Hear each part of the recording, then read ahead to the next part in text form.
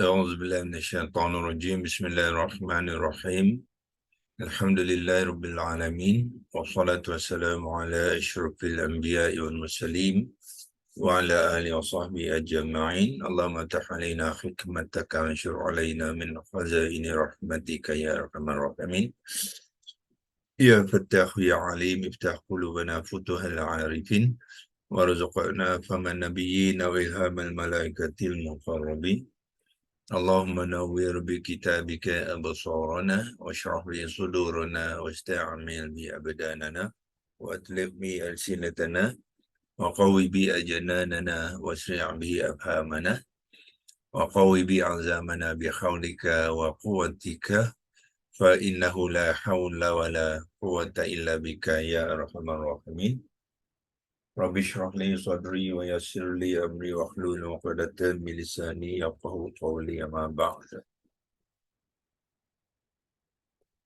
Kita terus kepada leksi Logos untuk kita menyambung perbincangan kita semalam. Kita lihat kalau ada yang kita simpan dalam screenshot 30 hari bulan.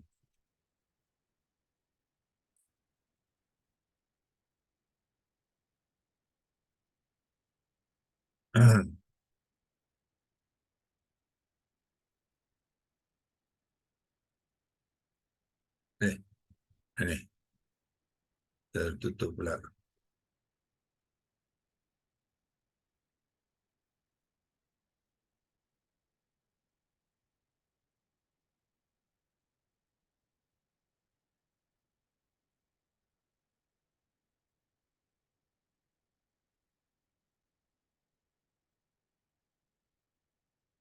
Okey, saya terus kongsikan skrin.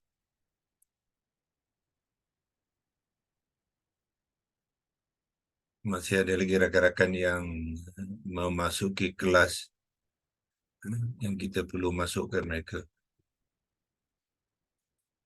Okey, semalam kita telah mengupaskan komponen-komponen wa yamud durum dan kita telah pecahkan kepada 3 komponen. Waw kita telah menyatakan semalam dia adalah waw atifah, iaitu waw menambah dan menyelaras yang bermakna dan yamudu adalah fi'lun mudhari' maklum wazan 1 yang marfu' dan dia adalah juga fi'lun yang kita panggil muta'addi dengan fa'ilnya isim dhamir ghaibun. Ya ni adalah isim dhamir ghaibun muzakkar mufrad huwa, maknanya wa ya ni mewakili huwa, ya dipanggilkan ya mudhari'ah tu dia adalah mewakili fa'il huwa yang mustatir. Jadi huwa ni tidak dinyatakan di dalam ni,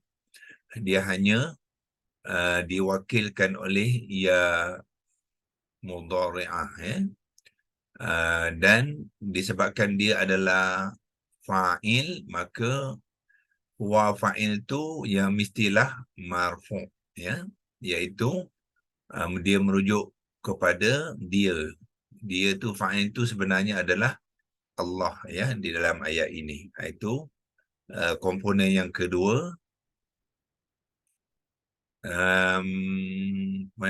Marfu', apakah tanda marfu' kepada fi'il mudhari' itu? Ialah dal yang huruf terakhir ni berbaris dhammah, itu menunjukkan perbuatan tu sedang berlaku.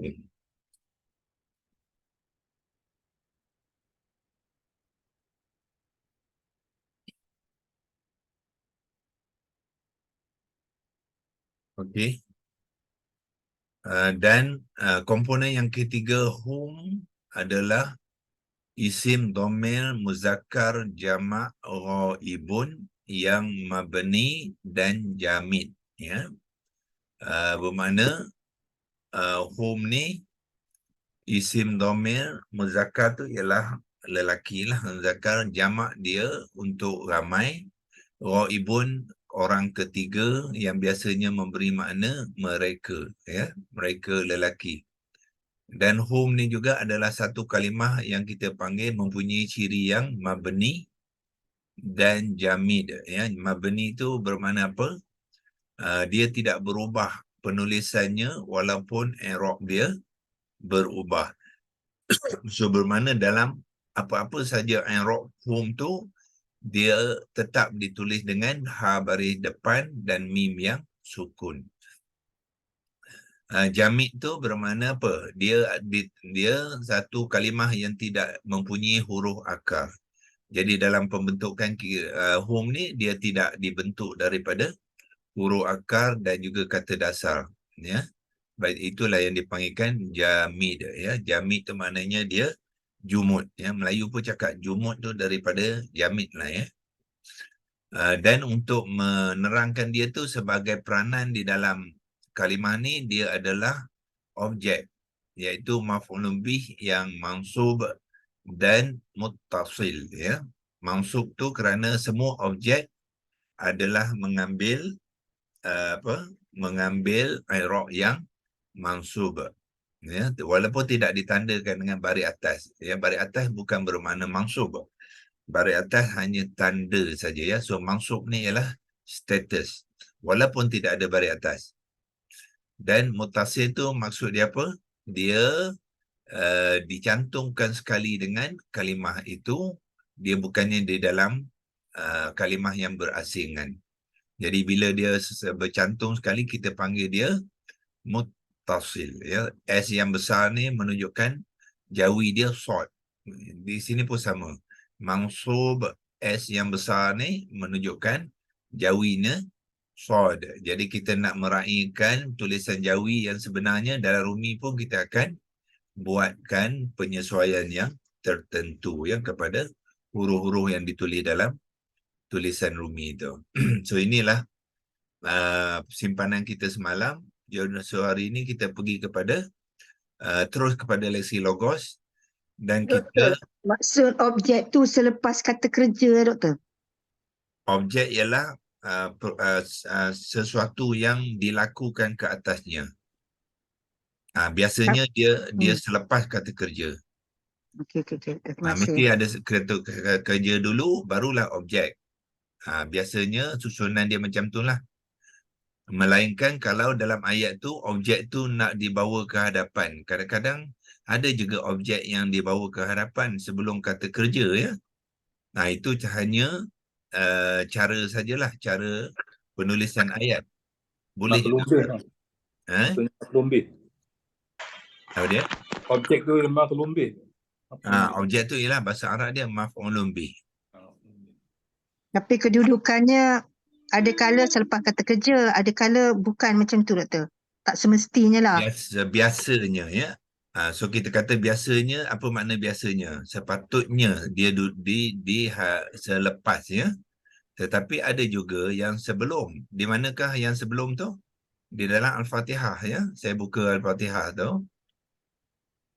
Ya, ayat ke-5 ni tuan-tuan akan dapati ka ni adalah objek. Ya. Ka ni adalah objek. Kalimah kata kerja ialah na'budu. Jadi Allah nak bagi emphasis, nak bagi penekanan kepada pentingnya objek ni dia bawa ke depan. Jadi ayat itu menjadi iyyaka na'budu. Sepatutnya na'budu dulu. Ya. Na'budu iyyaka. Sepatutnya macam tu. Ya. Tetapi dia dibawa ke hadapan. Ya. So kes-kes macam ni juga berlaku tetapi tidak banyaklah. Ya, so kebanyakan objek adalah mengambil kedudukan selepas kata kerja ya. Sebagai contoh ni pun objek juga ya. Ihdina, na tu objek kepada ihdi. Ihdi ni kata kerja. Jadi ada banyak bunyi ni, kita kena mute-kan kejap. Ya, jadi na ni pun objek juga ni. Nah, yang ni selepas kata kerja. Mana kata kerja dia ialah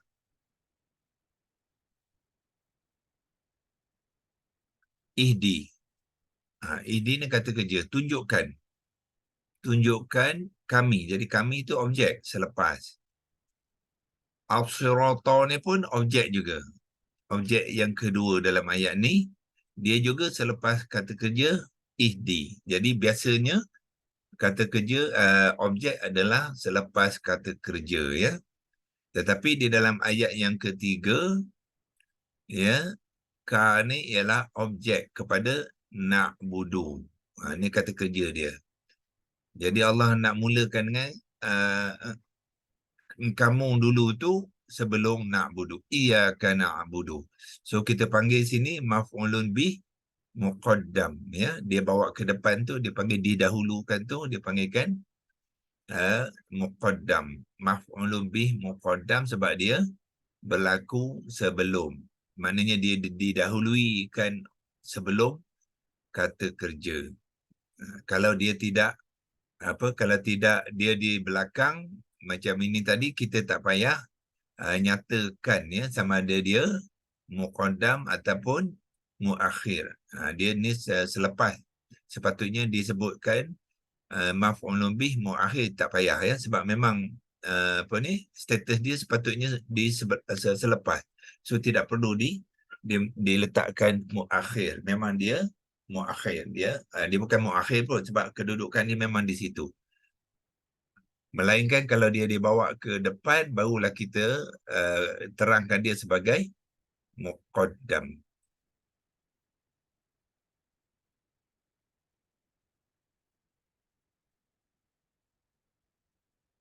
Okey, so balik kepada tadi di mana? Di Lexilogos, ya. Lexilogos. Dan wayamuddu, kita telah buatkan dia punya apa tadi? Komponen, terangkan komponen dia tadi, ya, iaitu kita pecahkan dia kepada 3.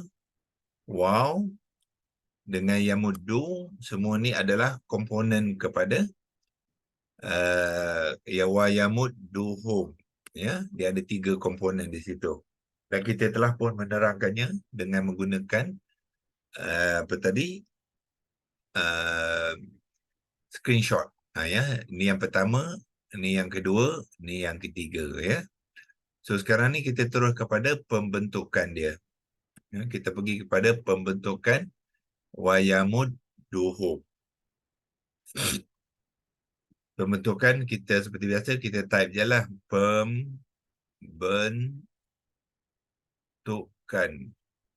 of kaf nun, ya. Kalimah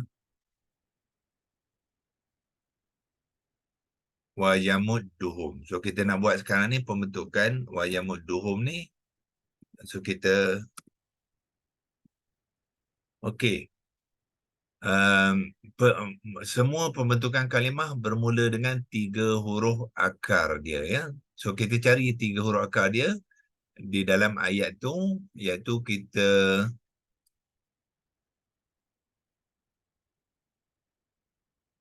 cari kalimah yamuddu tadi, kemudian kita tekan dekat sini, ya. Tuan-tuan lihat apakah 3 huruf akar dia? Mim, dal, dal, ya. Mim, dal, dal. Itulah dia punya huruf akar. So kita masukkan mim, dal, dal di sini. Mim, dal, dal yang dalam keadaan berasingan, dia tidak bergabung, ya. Apabila membentuk kata dasar, kita gabungkan di dalam kalimah ni, tidak ada terdapat huruf akar yang inlah. Semua ni huruf akar ni kita panggilkan apa? Sahihah, ya. Sahihah mana dia sahih, dia steady, ya. Dia tidak lemah. So bila dia tidak lemah, kita bariskan dia madada, ya. Da, ya. Madada ni kita boleh bentukkan dia sebagai, ya, dal yang pertama bertemu dengan dal yang kedua, ya, kita idghamkan, ya. Idghamkan, kita cantumkan 2 dal ni, yang mana kalimah ni kita panggil kalimah yang dibangunkan daripada dua huruf yang berganda tu, dia panggilkan kalimah mudha'afun, ya. Mudha'afun, ya. Mudha'afun, yang berganda, ya. Jadi dal yang pertama dengan dal kedua tu apa kita buat? Kita tasydidkan, ya. Dal pertama tu diidghamkan ke dalam yang kedua. Jadi yang kedua tu ditasydidkan, ya. Jadi kata dasar boleh mengambil dua bentuk, ya. Madada dan juga madda, ya.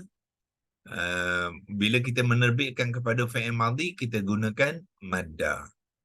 Nak menerangkan kata dasar, kita gunakan madada sebab kita nak melihat ada 3 huruf, ya, dalam pembentukan kalimah. Okey.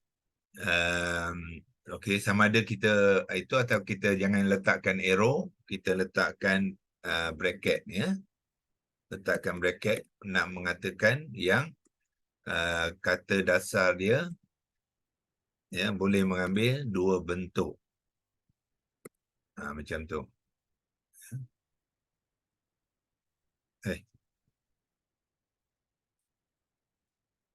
Okay, barulah kita bentukkan so madda ada, ini adalah kata dasar, dia sudah ada makna dalam bentuk kata kerja, iaitu apa dia? Memanjangkan, ya. Memanjangkan. So kita kena pergi kepada lesi logos Jawi, ya, untuk menaip kalimah memanjangkan. Kita pergi ke Jawi. Yang ni saya dah tukarkan kepada Jawi. Atas tu ada tulis Jawi, ya. So kita boleh terus saja memanjangkan. Jim, ngah, kaf, nun. Memanjangkan. Itulah maknanya madda, ya, kata dasar. Dalam bentuk kata kerja, dia tak ada fa'il, dia tak ada masa lagi. Memanjangkan. So kita bawa balik kepada lezi logo Arab tadi, masukkan ke dalam. Ini untuk memberi makna kepada madda, madada ataupun madda tu adalah memanjangkan, ya. Barulah kita buat kata terbitan. Sekarang ni kata terbitan mestilah acuan dalam bentuk apa? Fi'il. Kita rujuk balik kepada penerangan kita, komponen yang maddu ni apa dia? Fi'il mudhari' maklum wazan 1. Fi'il mudhari' maklum wazan 1. So kita tengok acuan dalam fi'il mudhari' maklum wazan 1, ya. So kita pergi kepada acuan. Ni acuan.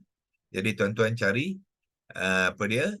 Acuan fi'il mudhari' maklum wazan 1. Okey, mana dia? Ini dia fi'il mudhari'. Ya, maklum yang ini, mana kolom ni. Tetapi dia wazan 1. Wazan 1 yang ini saja, ya. Ini wazan 1. Tapi wazan 1 ada 3. Ada 3 acuan. Yaf'alu, yaf'ilu dengan yaf'ulu.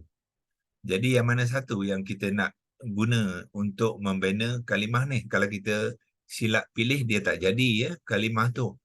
Jadi kita kena pilih yang betul. Macam mana cara kita nak memilih yang betul? Kita lihat dalam kalimah tu huruf kedua dia baris apa, ya. Huruf kedua dia baris apa, ya. Tapi di situ kalau kita tengok kita tak nampak huruf keduanya, ya, kerana huruf keduanya ialah huruf dal, ya, huruf dal. Okey, ya. So kita balik kepada yang tadi, kita padamkan kotak ni, nak pergi ke lihat pada ayat ataupun daripada screenshot tadi, ya. Okey. Huruf kedua ialah dal. Mim, dal, dal. Ya, so di dalam kalimah ni kita tak nampak apa? Tak nampak huruf dia, baris kepada huruf kedua tu. Tapi ada cara untuk mengenalnya, ya.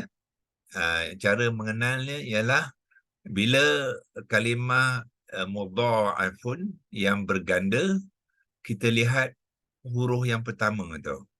Ya, huruf yang pertama. Apa dia huruf pertama? Huruf mim. Kenapa? Sebab baris daripada huruf pertama ni adalah dipindah daripada huruf kedua. Bermakna huruf kedua tu berbaris dhammah. Ya, jadi kalau tuan-tuan boleh faham, boleh bayangkan ni, maknanya kalau kita senaraikan dua huruf tu, dia jadi apa? Yam dudu. Yam dudu. Itu dia. Ya, yam dudu.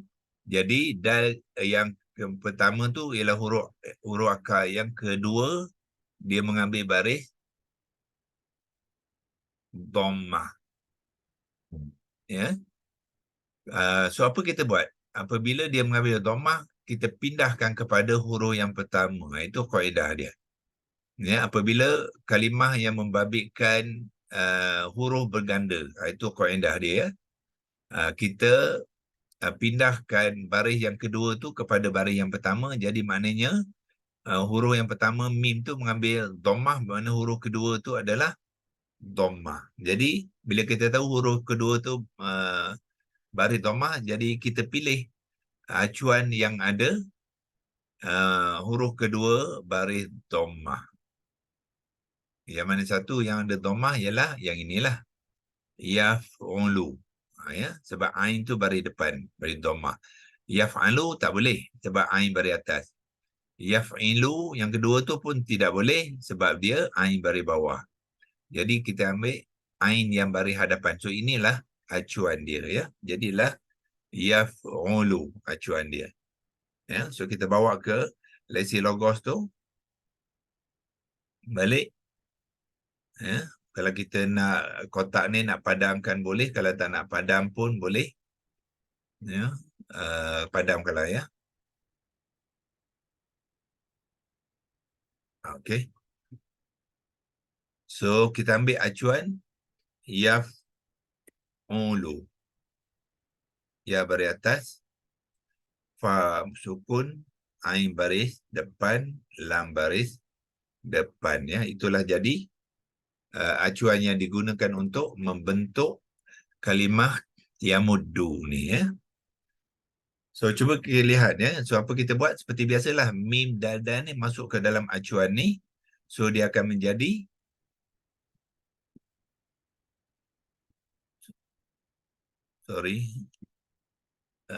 kita ambil yang ni, ya. Copy saja yaf'ulu ni.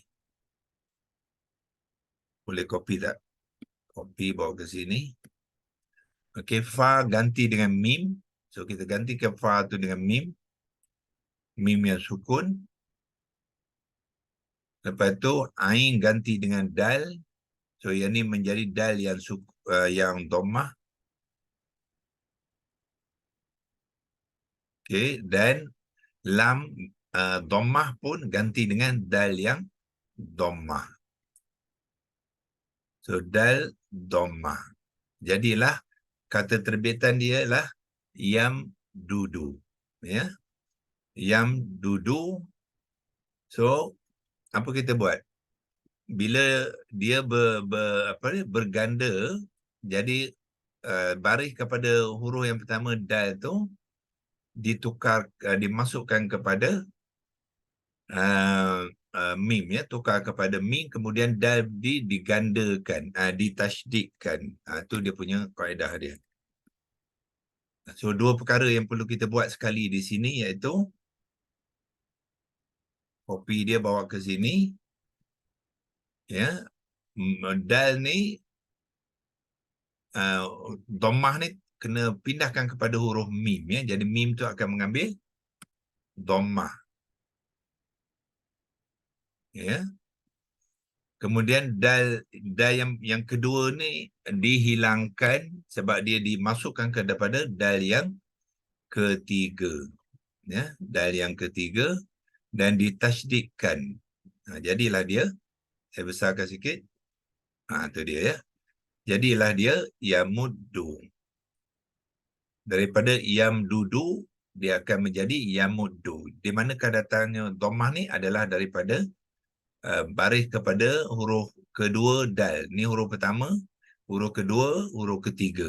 Ya, so baris huruf kedua yang apa tadi, mudha'afun, yang berganda, pindahkan kepada huruf yang pertama yang sukun, ya. Ini dalam fi'il mudhari', ya, dalam fi'il mudhari' saja, bukan untuk fi'il lain. Itu membentuk fi'il mudhari'. Jadilah yamuddu. Okey. Kemudian kita tambah dia dengan objek dia, ya. Objek dia, tambahlah objek iaitu yamuddu, tambahkan objek iaitu letak ke tanda campur. Objek dia lah hum lah. Ambil saja di sini, copy dia, bawa ke sini. Yamudduhum, ya. So ini akan menjadi apa? Buang tanda campur, dia akan jadi yamudduhum. Itulah hum tu sebagai objek, ya. Dia mesti berada di selepas, ya. Melainkan kalau ayat tu nak apa ni, kalau apa ni, objek tu nak dibawa ke hadapan, ya. Tetapi biasanya kalau dia dhamir mustatir, dia tidak akan bawa ke hadapan. Dia sentiasa berada selepas, ya, komponen kata kerja yamuddu ni. Yang kes yang boleh bawa ke hadapan muqaddam tu ialah sekiranya dia dhamir tu bukannya dhamir muttasil, dia dhamir yang berasingan. Munfasil boleh, ya. Okey. Dan akhir sekali apa kita buat? Tambah waw. Waw, yamudduhum, akhir sekali tambah saja waw di hadapan dia tu, jadilah wa yamudduhum, ya. So sini kita tambahkan waw. Waw baris atas. Ya, kalau tak nak tanda campur pun tak apa, ya. Kita terus je campur, masukkan waw tu, jadilah wa yamudduhum. Kalau nak letak campur boleh, kena buat satu step lagi lah. Serupa sajalah, asalkan kita faham apa yang kita buat. Yamudduhum ni kita tambah saja waw. Waw ni dipanggilkan waw atifah, ya, yang menyelaras yamudduhum ni dengan kalimah yastahzi'u bihim yang sebelum tu. Itulah, ya, penerangan, ya, pembentukan kalimah wa yamudduhum, ya, selepas yastahzi'u bihim wa yamudduhum. So kita selesai, ya. So bila sudah selesai, kita boleh beri makna lah, ya. Daripada memanjangkan tadi, ya, daripada memanjangkan tadi, ya, kita sudah boleh memberi makna wa tu ialah dan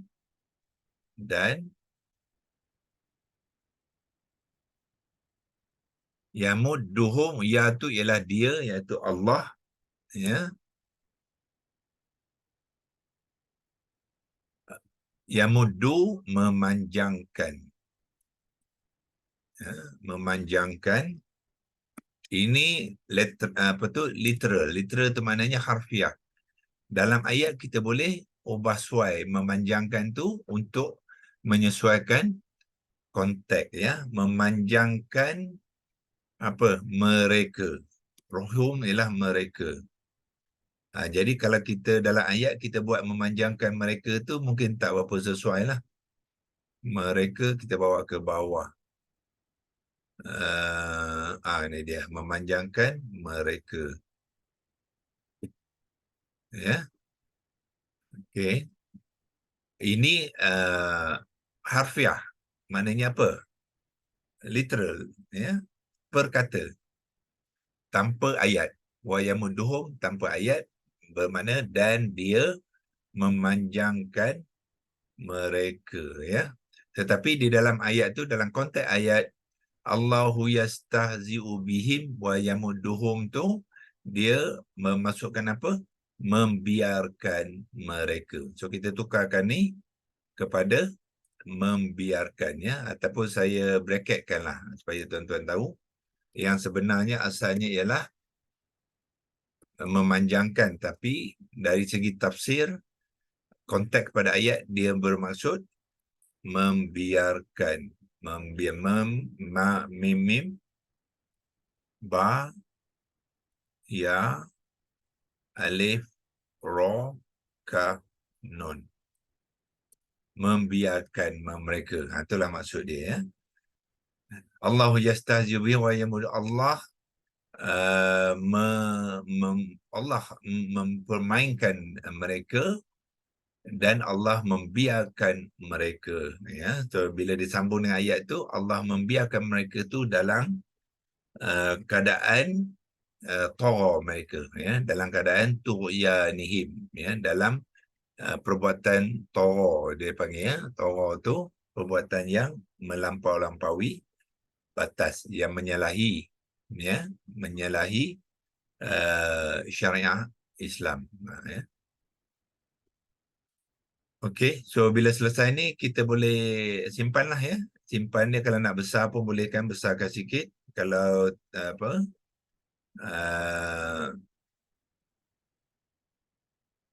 okey, buat cukup besar dan kita simpankan mereka.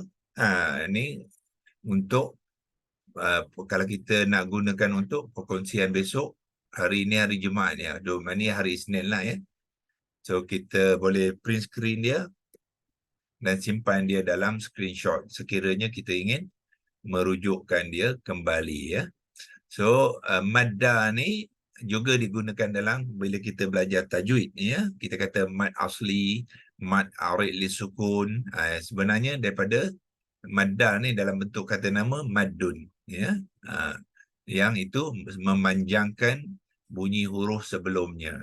Kalau mad asli membunyikan huruf fathah sebelumnya kepanjang 2 harakat, ya. Kalau mad lazim kalimi musaqqal, kita memanjangkan huruf sebelumnya kepada 6 harakat, ya, dan sebagainya. Itulah kita selalu sebut mad tu sebenarnya daripada mim dal lah, ya, yang dalam tajwid tu. Okey, so kita selesai untuk kalimah wa yamudduhum. Lepas tu kita akan sambung minggu depan kepada fi tughyanihim ya'mahun, ya. Ke hujung ayat itu ada 3 lagi kalimah fi tughyanihim ya'mahun, ya. Okey. Doktor, Ya. saya nak tanya balik Fatihah tadi kan. Fatihah tadi yang iyaka tu kan. Iyaka tu. Ya. Iya tu dia masuk dalam kata kerja ataupun bukan? Yang Iya. mana? Iyaka tu dia punya kata nama. Iya tu. Iya tu harfun. Oh, harfun apa lah? Dia Iya harfun tu apa? harfun, yang kata nama dia ka tu, isim domain tu. Ya, ya. Kata nama tu kita panggil kata nama harfun hasrun, ya, yang Oh, harfun. melimitkan, yang menghadkan. Oh, dia harfun lah. Dia harfun ya. Dia huruf. Oh, okey, okey. Dia panggil harfun hasrun ni, dia melimitkan, ya, menghadkan. Sebab tu makna dia tu hanya kepada, hanya kepada, ya, hanya kepada engkau ataupun hanya engkau. Dia nak limitkan ka tu daripada perkara-perkara yang lain. Itu dipanggilkan harfun hasrun. Okey, baik, terima kasih. Okey. Okey, so insyaAllah kita sampai di sini saja untuk pagi ini. Kita akan sambung semula pagi Isnin 4 Disember, ya. So hari ini tuan-tuan dan puan-puan, kita sudah masuk ke bulan baru, ya, bulan terakhir di hujung ni, ya. Jadi pastikan segala tugas-tugasan yang perlu dibuat tu dalam keadaan yang baik, ya, insyaAllah. A'udzubillahi minasyaitonirrajim. Bismillahirrahmanirrahim. Allahumma rahmna bil Quran waj'alhu lana imama wa nuran wa hudan wa rahmah. Allahumma dzakkirna minhu ma nusina وعلمنا منه ما جهلنا وارزقنا تلاوته آناء الليل وأطراف النهار واجعله لنا حجة يا رب العالمين. وصلى الله على سيدنا محمد وعلى آله وصحبه وبارك وسلم والحمد لله رب العالمين. تقبل الله منكم منا ومنكم تقبل يا كريم. Terima kasih, Doktor. Terima kasih, Doktor.